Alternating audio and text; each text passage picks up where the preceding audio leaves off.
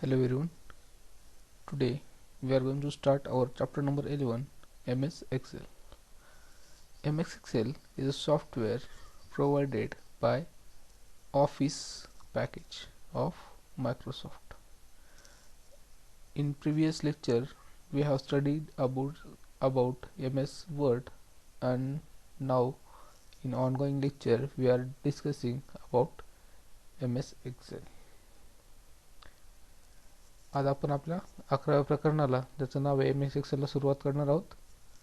Previous जे काही lecture झालं आपलं, त्यामध्ये आपण काय पाहिलं होतं? MS वर्ड पाहिलं होतं.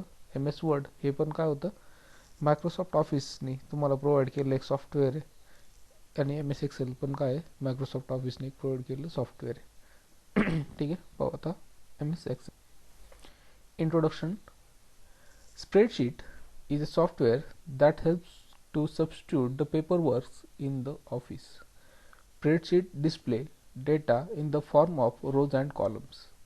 An intersection of rows and columns is known as cell. Spreadsheet हे काय? एक सॉफ्टवेअर आहे, आणि हे जे काही सॉफ्टवेअर आहे हे काय करतं? तुम्हाला तुमच्या ऑफिसमधलं जे काही पेपरवर्क असतं ते सबस्टिट्यूट करायला, म्हणजे पेपरवर्क ऐवजी आपण काय करतो? स्प्रेडशीटचा उपयोग करतो. स्प्रेडशीट मध्ये जो काही डेटा असतो तो रोज आणि कॉलमच्या फॉर्मॅटमध्ये असतो, आणि रोज आणि कॉलमचा जे काही इंटरसेक्शन असतं त्याला आपण काय म्हणतो? सेल म्हणतो. MS Excel is a software based spreadsheet developed by Microsoft Corporation.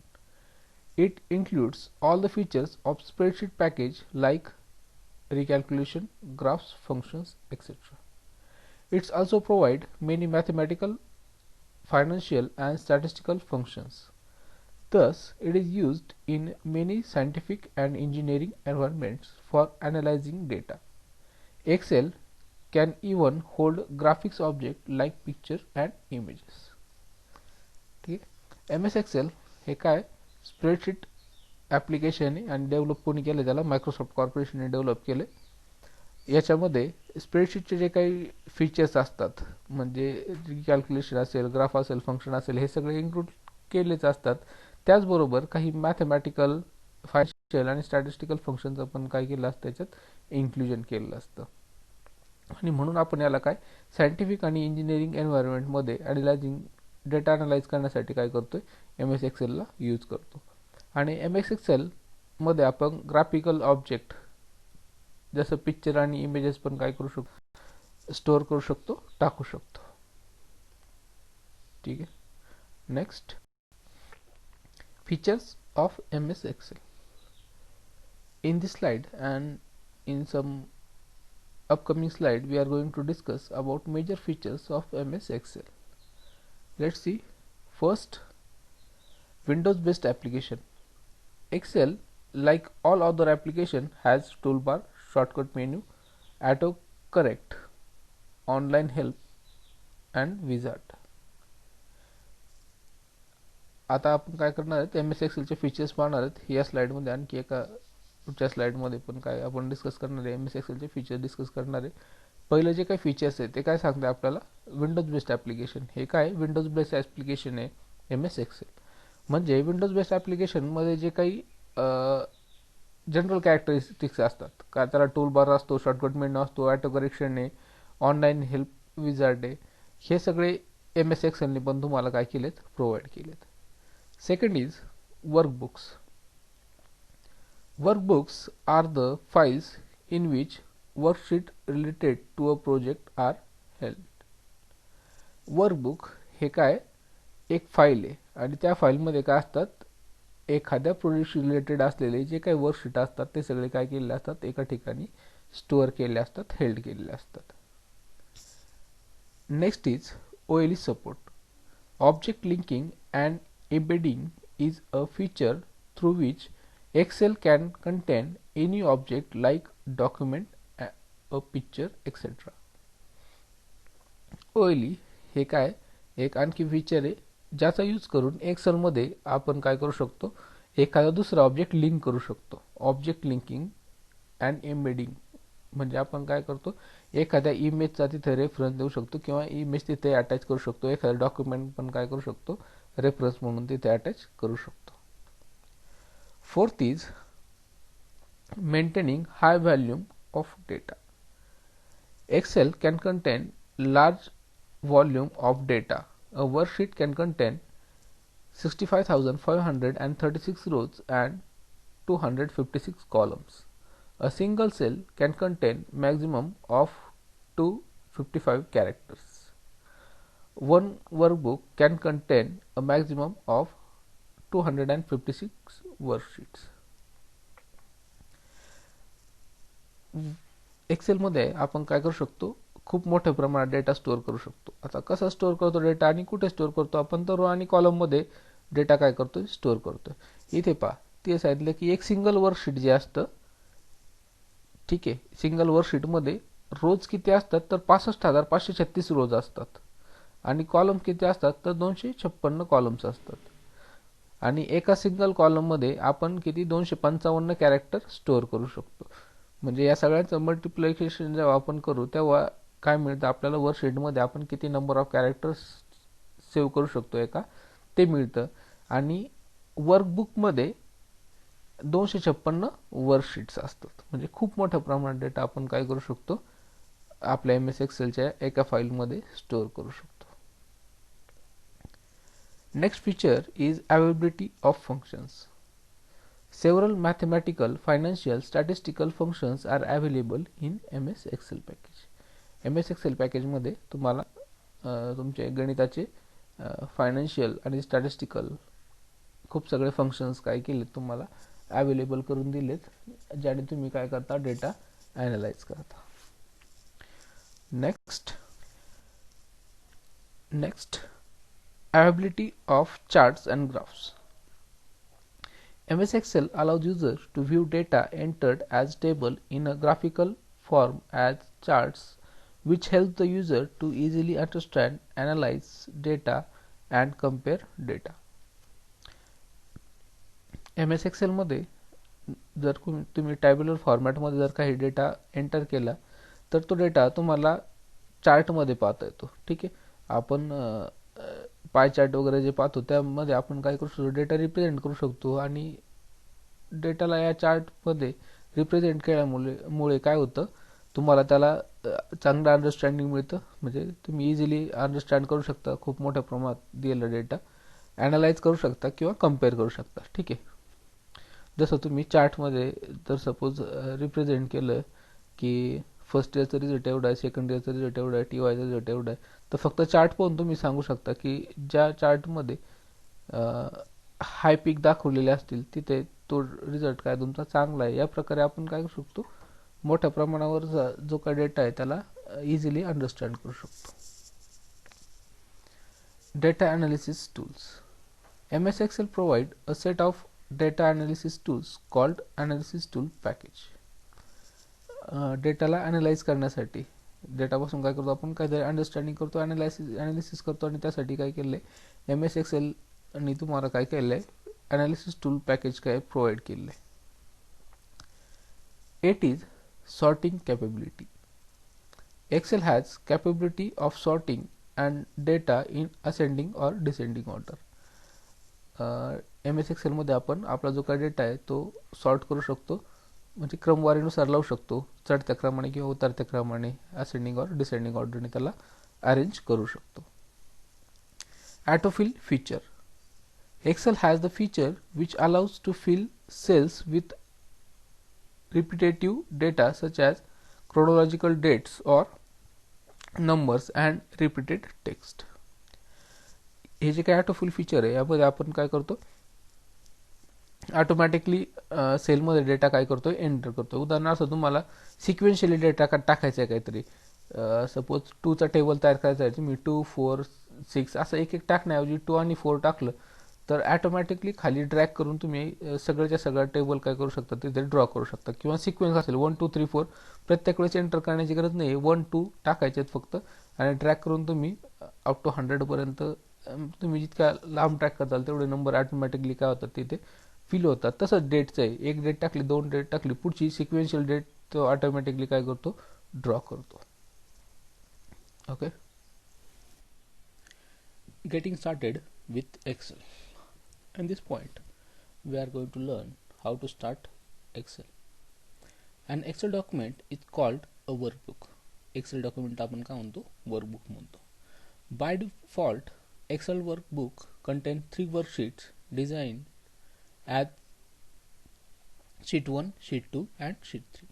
By default म्हणजे अगदी सुरुवातीला आपण जेव्हा त्याला काही नाव वगैरे देत नाही तेव्हा वर्कशीट मध्ये काय असतात 3 शीट असतात 1, 2 आणि 3. शीट 1, शीट 2, शीट 3 असे तुम्ही 256 शीट्स त्यात काय करू शकता ऍड करू शकता. The extension name of Excel workbook is .xls. Extension file मध्ये आपण पाहिलं होतं की डॉट नंतर आपण काय देतो फाईल एक्सटेन्शन देतो, फाईलचा टाईप सांगतो त्याने. एक्सेलचं जी काय फाईल असते त्याचं जे काय एक्सटेन्शन असतं ते काय असतं XLS असतं. We can start Excel in many ways. Excel start करण्याचे खूप सगळे वेज आहेत, त्यातले 3 वेज इथे दिलेत पहा. काय करायचं स्टार्ट बटन आपण पाहिलं होतं आपल्या डेस्कटॉपवर स्टार्ट बटन असतं. स्टार्ट बटन मधून प्रोग्राम्समध्ये जायचे, प्रोग्राम्समधून मायक्रोसॉफ्ट ऑफिस मधून मायक्रोसॉफ्ट एक्सेल आणि एक्सेल सिलेक्ट करून काय करायचे एंटर बटन हिट करायचे. Next is start then run type Excel and hit enter. स्टार्टवर क्लिक करायचे, तिथून रन कमांड प्रॉम्प्ट रन करण्यासाठी आपण रन घेतो. रन तिथं एक्सेल टाईप करायचे आणि एंटर केलं की एक्सेल आपोआप काय होतं स्टार्ट होतं. And third one is double click on Microsoft application icon. जे काही मायक्रोसॉफ्ट ॲप्लिकेशन आहे त्याच्या आयकॉनवर एक्सेलच्या आयकॉनवर काय करायचं डबल क्लिक करायचं, तुमचं एक्सेल काय होतं तिथे स्टार्ट होतं. Next is component of the Excel windows. In this point we are going to learn about different components of Excel window. It means when Excel started its window appear and which component of Excel window content is we are going to learn. First is row, columns and cells. In a worksheet, rows are numbered from top to bottom. The columns are labeled with letters from left to right. Rows are numbered from 1 to 65,536 and columns labeled from A to IV, that is 256 columns. Excel window मध्ये आपण पाहिले रोज आणि कॉलमच्या format मध्ये आपण काय करतोय data तिथे रो आणि कॉलम मध्ये सेव्ह करणार आहे आणि रो आणि कॉलमचं जे काही इंटरसेक्शन आहे त्याला आपण काय म्हणतो सेल म्हणतो. ठीक आहे, आता इथे दिलेलं आहे बघा की तुमचे जे काही रोज असतात रोज टॉप टू बॉटम सुरुवातीपासून खालीपर्यंत किती 1 ते 65,536 एवढे रोज आहेत तेवढे त्यांना नंबर दिलेला असतो. आणि कॉलमचं जे काही नंबरिंग असतं ते लेफ्ट टू राईट ए पासून स्टार्ट होतं, ए नंतर B C D up to Z, Z नंतर पुन्हा ए ए ए बी ए सी या पद्धतीनं आय व्ही पर्यंत 256 कॉलम काय आहेत तुमचे लेबल केले आहेत, त्यांना तसं नाव दिलेलं आहे. पुढे आपण एक्सेलची विंडो जेव्हा पाहू तेव्हा मी तुम्हाला पुन्हा सांगेन आता हे काय ते. Title bar. The title bar contain the name of program Microsoft Excel and the default name of workbook is book 1. That will be changed as soon as you save your file and give another name.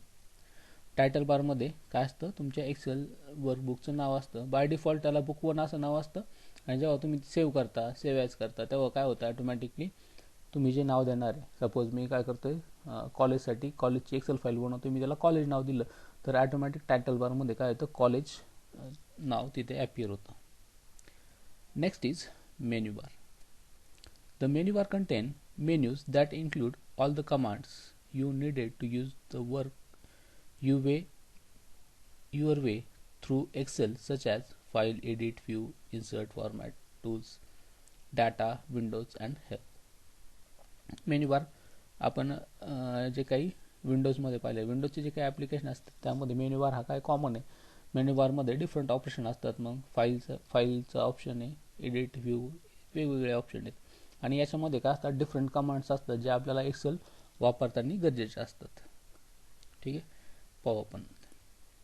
Tool bar. Toolbar are usually shortcuts for menu items. Standard and formatting toolbars are displayed by default. Toolbar menu bar मधून एखादी command select करण्याऐवजी toolbar मध्ये काय दिलेला असतो, shortcut दिलेला असतो menu आयटमचा. आणि स्टँडर्ड फॉर्मॅटिंग टूलबार हा काय तुम्हाला बाय डिफॉल्ट तुमच्या मेन्यू बारच्या खाली डिस्प्ले केलेला असतो. Active cell, the cell in which you are currently working is called as active cell. Next विंडोमध्ये पहा, एक्सेल चालू झाल्यानंतर या पद्धतीची विंडो तुमच्यासमोर काय होते, ओपन होते. ठीक आहे. वरती पहा, इथे बुक 1 नाव दिलेले, हा काय तुमचा टायटल बार आहे. या टायटल बारमध्ये काय केलं असतं, तुम्ही जे नाव देता ते यावर या फाईलचं नाव असतं ते. ठीक आहे. याच्या खाली हा जो काय दिलेला आहे, file, edit, page layout, format, data, review, view, हा काय मेन्यू बार आहे. ठीक आहे. टायटल बार झाला, मेन्यू बार झाला. त्यानंतर पा इथे काय आहेत, रोज अँड कॉलम्स आहेत. आता इथं 1 2 3 4 इकडं लेफ्ट कॉर्नरला 1 2 3 4 ह्याची काय नंबरिंग आहे, हा अशी शेवटपर्यंत कुठपर्यंत जाणार आहे ती 65,536 पर्यंत काय नंबरिंग आहे. आणि वरती पा ABCDEFG अप टू IV पर्यंत 256 कॉलम्स काय केलेत, नेम केलेत. आता इथे एक सेल, आता इथे रो काय 6 नंबरचा रो आहे आणि कॉलम कुठला आहे, बी कॉलम आहे. म्हणजे B6 हे काय झालं, या सेलचं डेजिग्नेशन झालं.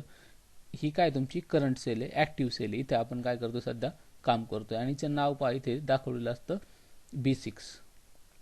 या नेम बारच्या समोर जो काय असतो तो फॉर्म्युला बार असतो. इथे फॉर्म्युला बार दिलाय पहा. इथे जे काय आपण सेलमध्ये डेटा एंटर करतो तो ऑटोमॅटिकली तुमच्या फॉर्म्युला बारमध्ये डिस्प्ले होत असतो.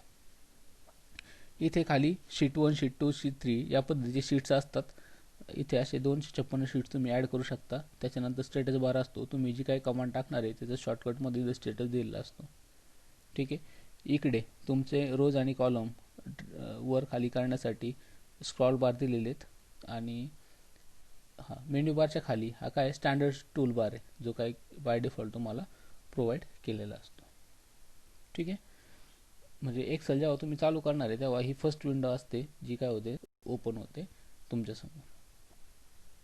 इथे मग अलाइनमेंट वगैरे ऑप्शन आहेत. हे ऑप्शन डायरेक्टली तुम्ही एडिटमध्ये जाऊन टूलमध्ये जाऊन पण घेऊ शकता, किंवा इथे डायरेक्टली तुम्हाला प्रोव्हाइड केले तिथून पण त्याला यूज करू शकता. Next, formula bar display the content of the active cell. Active सेलमध्ये जे काही आपण टाकतोय ते कुठं दिसतं, फॉर्म्युला बारमध्ये दिसतं. मागच्या स्लाइडमध्ये आपण पाहिलंय फॉर्म्युला बार कुठे असतो, name box. Display the cell address of active cell, column letter followed by row number B6. Previous जी काही स्लाइड होती त्यामध्ये आपण पाहिलं होतं B6 नावाची ॲक्टिव्ह सेल होती. कॉलम आधी कॉलमचं लेटर असतं आणि नंतर काय होतं, रोचा नंबर त्याला फॉलोड करत असतो. बी हे काय झालं, कॉलम झाला, आणि 6 नंबरचा काय तुमचा रो आहे. Worksheet area, the middle portion of a screen which occupies a major area is called worksheet area. In this area, information or data that is either textual or numerical can be entered and the result can be displayed. A worksheet is a large work area of 65,536 rows and 256 columns. Worksheet, एका वर्कशीटमध्ये आपण पाहिलेले number of रोज किती असतात तर 65,536 रोज असतात, आणि columns किती असतात तर 256 कॉलम्स असतात. ठीक आहे. म्हणजे काय, मेन पार्ट आहे तुमचा, ज्या पार्टमध्ये तुम्ही तुमचा डेटा किंवा इन्फॉर्मेशन सेव्ह करणार आहे तो काय झाला तुमचा मिडल पोर्शन तुमच्या स्क्रीनचा, तो काय असतो तुमचा वर्कशीट असतो. स्टेटस बार, ठीक आहे, located at the very bottom of a screen, displayed brief information about activating features with the worksheet area. Worksheet एरियामध्ये आपण जे काही फीचर्स यूज करतोय त्याचं काय दाखवतो, हा तुम्हाला इन्फॉर्मेशन डिस्प्ले करत असतो. आणि शीट टॅब पहा, स्टेटस बारच्या वरती sheet tabs appear about the status bar displaying the name of the worksheet. Worksheet, आपण वर्कशीट जिथं पाहिलं होतं शीट 1 नाव, हा काय झाला तुमचा शीट टॅब आहे. ठीक आहे. Next, creating and working on a new workbook. इथे आपण काय करणार आहे, क्रिएटिंग म्हणजे तयार करणं आणि त्याच्यात काम करणं. नवीन वर्कबुकमध्ये कसं काम करायचं हे काय करणार इथं शिकणार आहोत. To create a workbook,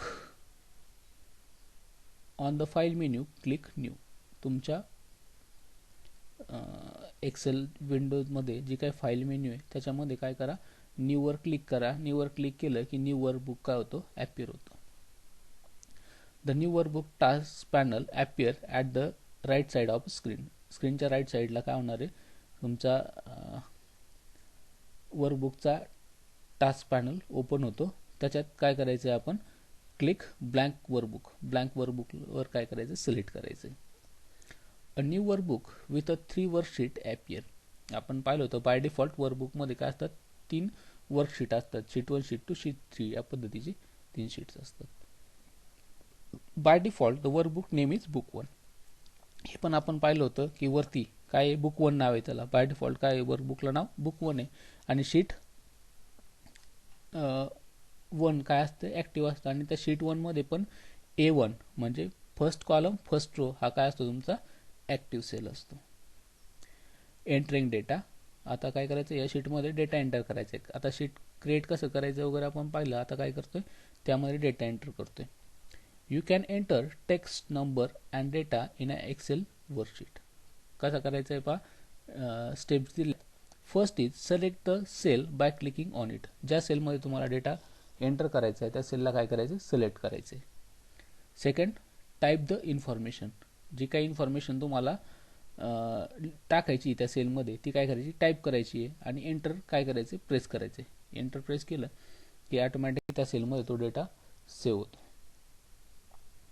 when you begin typing your data also appear in a formula bar. जेव्हा तुम्ही काय करत असता, खाली टाईप करत असता सेलमध्ये डेटा, तेव्हा तो कुठे वरती फॉर्म्युला बारमध्ये पण ॲपियर होत असतो, दिसत असतो. Next, editing text. The easiest way to edit the content of a cell is to select the cell and then retype the entry. The new entry replaces the old entry contents. Alternatively, to edit the data in a cell, press F2. आता edit data, edit text म्हणजे काय करायचं आहे, already तुमच्या सेलमध्ये काहीतरी data आहे, तो काय करायचा आहे, तुम्हाला चेंज करायचा आहे. तो चेंज करण्यासाठी तुम्ही काय करू शकता, डायरेक्टली ज्या सेलमध्ये डेटा तुम्हाला चेंज करायचा आहे त्याला सिलेक्ट करायचं आणि रिटाईप करायचं आहे. रिटाईप केला की नवीन येणारा डेटा, नवीन जो तुम्ही टाईप करताय तो काय करतो, जुन्या डेटाला रिप्लेस करतो. किंवा अल्टरनेटिव्ह म्हणून तुम्ही काय करू शकता, F2 की प्रेस करू शकता. F2 की प्रेस केल्यानंतर पण काय करू शकता, तुम्ही तुमच्या सेलमधला डेटा एडिट करू शकता. Next is formatting worksheet. Changing the style or appearance of data in a worksheet is called formatting. You can format the data in a worksheet by first changing the position of data in a cell and second changing the font size, style and colors. Formatting worksheet म्हणजे काय, तर वर्कशीटला format करायचं. आणि formatting म्हणजे नक्की काय, याची definition दिली पहा. Changing the style. स्टाईल काय करायची, चेंज करायची. बोल्ड, इटॅलिक वगैरे या काय स्टाईल आहे ह्या चेंज करायच्या. किंवा ॲपिरियन्स, तुमचा डेटा सेलमध्ये कुठे ॲपियर झाला आहे, सेंटरला झाला आहे, लेफ्टला झाला आहे, लाईट झाला आहे, याला काय करायचं आहे, चेंज करायचं आहे. त्याला आपण काय म्हणतो, फॉर्मॅटिंग वर्कशीट म्हणतो. आणि हे करण्याच्या 2 पद्धती आहे. एक आहे changing the position of data in a cell. डेटामध्ये डेटाची पोझिशन सेलमधली काय करायची, चेंज करायची. किंवा त्याच्या फॉन्टमध्ये, साईजमध्ये, स्टाईलमध्ये किंवा कलरमध्ये काय करायचं आहे, चेंज करायचं आहे. त्याचा कलर चेंज करायचा आहे, फॉन्ट चेंज करायचा आहे, स्टाईल चेंज करायची वगैरे. Next is aligning data. By default any text you entered in Excel is aligned to the left and value or a number is aligned to right. To change the default alignment, you can use the alignment button on the formatting toolbar. ठीक आहे. Aligning data म्हणजे काय करायचे, तर तुम्ही जो काही सेलमध्ये डेटा टाकलाय तो कुठे ॲपियर होतोय, लेफ्टला, राईटला, कुठे आलाय, हे काय करायचंय, चेक करायचंय किंवा चेंज करायचंय. आता जेव्हा तुम्ही टेक्स्ट टाकता, टेक्स्ट म्हणजे काय असतात, अल्फाबेट्स वगैरे असतात. ठीक आहे. हे अल्फाबेट्स बाय डिफॉल्ट कुठे असतात तर अलाइन लेफ्टला, म्हणजे ABCD टाईप केलं ते सेलच्या लेफ्टला येणार आहे, आणि जर काही नंबर टाकला 1 2 3 तर हा तुमच्या सेलच्या राईटला ॲपियर होतो. आणि हे जे काय बाय डिफॉल्ट कॉन्फिगरेशन तुम्हाला एक्सेलने प्रोव्हाइड केले, यामध्ये तुम्ही काय करू शकता, चेंज करू शकता. तुमचा जो काय फॉर्मॅटिंग टूल बार आहे त्याच्यावर तुमच्या अलाइनमेंटचा एक बॉक्स आहे, त्या अलाइनमेंटच्या बॉक्सवर क्लिक केलं की त्या पद्धतीची अलाइनमेंट तुमच्या टेक्स्टला ॲटोमॅटिकली सेट होते. Formatting numbers. Formatting data in a worksheet include changing the number of decimal places, displaying dates, times and fraction, and adding currency symbols. सेलमध्ये जर काही नंबर एंटर केले असेल तुम्ही, तर त्या नंबरमध्ये डेसिमल प्लेसेस ठरवायचे की डॉट नंतर 2 किंवा 3 डेसिमल फक्त डिस्प्ले झाली पाहिजे, किंवा डेट डिस्प्ले झाली पाहिजे तुमच्या सेलमध्ये, किंवा काही फ्रॅक्शन पार्ट असेल, किंवा डॉलर वगैरे तुम्हाला साईन टाकायचे करन्सीची, ते तुम्ही काय करू शकता, सेलमध्ये एंटर करू शकता. इथे पहा, to format the number in a cell, steps are format cell number oblique decimal places oblique 2. तुमचं जो काही फॉर्मॅट नावाचं ऑप्शन आहे, त्या फॉर्मॅट सेल नावाच्या ऑप्शनमध्ये जायचे, तिथून नंबर नावाचं ऑप्शन सिलेक्ट करायचे, त्यानंतर डेसिमल प्लेसेस नावाचं ऑप्शन सिलेक्ट करायचं, आणि तिथे तुम्ही डेसिमल प्लेसेस 2 3 4 काय तुम्हाला टाकायच्या तेवढ्या काय करू शकता, तुम्ही तिथे टाकू शकता. Next is computer graphics. Character are the fundamental element of a text display. In graphical display, fundamental elements are small dots called picture element. Text मध्ये सगळ्यात लहान जो काही एलिमेंट असतो तो काय असतो, कॅरेक्टर असतो. ठीक आहे, कॅरेक्टर पासून काय बनत असतं, तुमचं टेक्स्ट असतं, टेक्स्ट बनत असतं. म्हणजे आपण काय म्हणतो, जी जी काही बाराखडी आई त्यापासून काय करता तुम्ही, शब्द तयार करता. ठीक आहे, तसंच वर्ड कशापासून तयार होतो, कॅरेक्टरपासून तयार होतो. तसंच जे काही ग्राफिक्स असतं ते कशापासून तयार होत असतं, एक स्मॉल डॉट, आणि त्या स्मॉल डॉटला आपण काय म्हणतो, पिक्सल म्हणत असतो. This pixel can be combined to form more complex shapes. The level of details, that is the resolution of a graphical display, is measured in terms of the maximum number of pixels that can be displayed in a given area on a screen. जे काही pixel असतात तुमचे, हे काय करतो आपण, complex image, तुमच्या आजची हे किचकट इमेजेस पण आपण काय करू शकतो, पिक्सलमध्ये डिस्प्ले करू शकतो. आणि हे डिस्प्ले करत असताना त्याचं जे काही मेजरमेंट असतं स्क्रीनचं, त्याला रेझोल्युशनमध्ये आपण काउंट करतो. आणि हे जे काही रेझोल्युशन आहे, हे रेझोल्युशन काय सांगतं, तुमच्या स्क्रीनवर किती नंबर ऑफ पिक्सल्स अपियर आहे हे तुम्हाला सांगत असतं. PCs typically support graphic display of 600 by 200, 720 to 350 pixels, etc. This value vary from computer to computer. Color display are facilitated by the graphic displays. हे काय तुमच्या जनरल कॉम्प्युटरचं कॉन्फिगरेशन दिलेलं आहे 600 by 200. ठीक आहे, 600 by 200 किंवा 700 by 350 एवढे पिक्सल काय करतात, तुमच्या स्क्रीनवर जनरली दाखवले जातात. कम्प्युटर टू कम्प्युटर हे जे काही रिझोल्युशन आहे हे काय होत असतं, चेंज होत असतं. हे नंबर ऑफ रोज, एका रो मध्ये आणि एका कॉलम्समध्ये किती पिक्सल आहेत यांची साईज आहे. रो मध्ये 600, कॉलम्समध्ये 200. या पद्धतीने आपण काय करतो, नंबर ऑफ पिक्सल रिप्रेझेंट करतो, आणि याला आपण रेझोल्युशन म्हणत असतो. जे काय तुमचे कलर डिस्प्ले हे काय करतात, तुम्हाला ग्राफिकल डिस्प्ले प्रोव्हाइड करतात.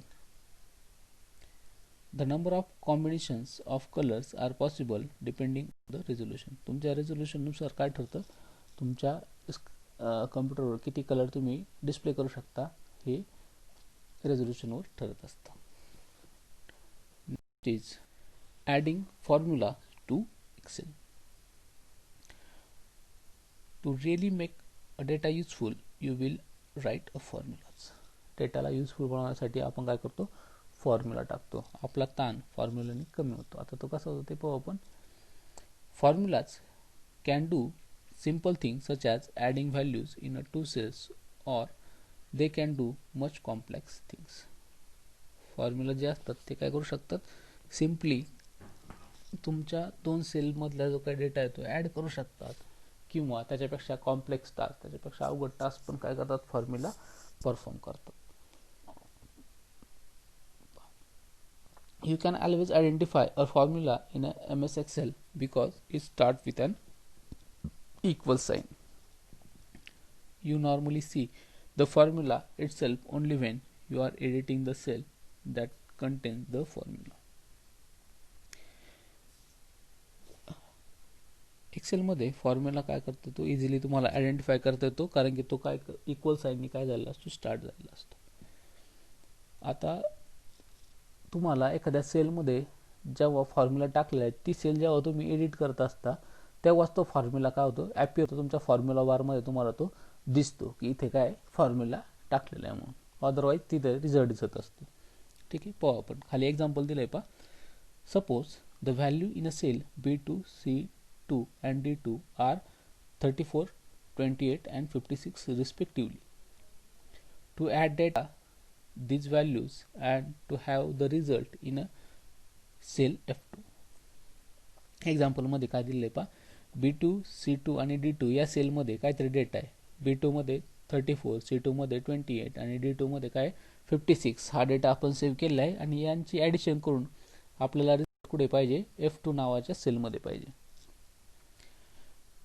तर फॉर्म्युला कसा टाकतात पहा, click on the cell in which total marks is to be displayed. आता टोटल मार्क्स जिथे डिस्प्ले करायचे तिथे फॉर्म्युला टाकायचा, सेलवर क्लिक करायचे. कुठे रिझल्ट पाहिजे आपल्याला, F2 मध्ये रिझल्ट पाहिजे. मी काय करणार, F2 वर क्लिक करणार. तिथे टाईप करायचे, काय टाईप करायचे, इक्वल ओपन ब्रॅकेट, ज्या सेल ऍड करायच्या त्यांचे नाव लिहायचे. B2 ऍड करायची, C2 ऍड करायची आणि D2 पण ऍड करायची, आणि ब्रॅकेट काय करायचे, क्लोज करायचे, आणि एंटर प्रेस करायचे. एंटर प्रेस केलं की F2 मध्ये ऑटोमॅटिकली काय होते, 118 जे 3 नंबरची ऍडिशन मध्ये डिस्प्ले होते. Okay. Statistical analysis tools. We provide the data and parameters for each analysis. The tools use the appropriate statistical or engineering microfunctions and display the result in an out table. Statistical analysis tool हे काय आहेत, काही tools तुम्हाला provide केलेले आहेत तुमच्या एक्सेलनी, आणि यांचा यूज करून तुम्ही जे काही डेटा एंटर करणार आहे, पॅरामीटर एंटर करणार आहे, त्याचं स्टॅटिस्टिकल ॲनालिसिस तुम्हाला काय करणार आहे, ते डिस्प्ले करणार आहेत. Using statistical or engineering micro function. स्टॅटिस्टिकलचे किंवा इंजिनिअरिंगचे जे काही मायक्रो फंक्शन्स आहेत त्यांचा यूज करून तो काय करतात, तुम्हाला रिझल्ट तुम्ही टाकलेल्या पॅरामीटरचा डिस्प्ले करतात. Analysis tools. Different analysis tools are listed below. Some of them are ANOVA single factor, ANOVA two factor with replication, ANOVA two factor without replication, correlation, covariance, descriptive statistics, F-test two sample for variance, histogram, regression, T-test for two sample assuming equal variance, T-test of two sample assuming unequal variance, Z-test two sample for means. हे सगळे analysis tools आहेत जे एक्सेलने तुम्हाला काय केलेत, provide केलेत.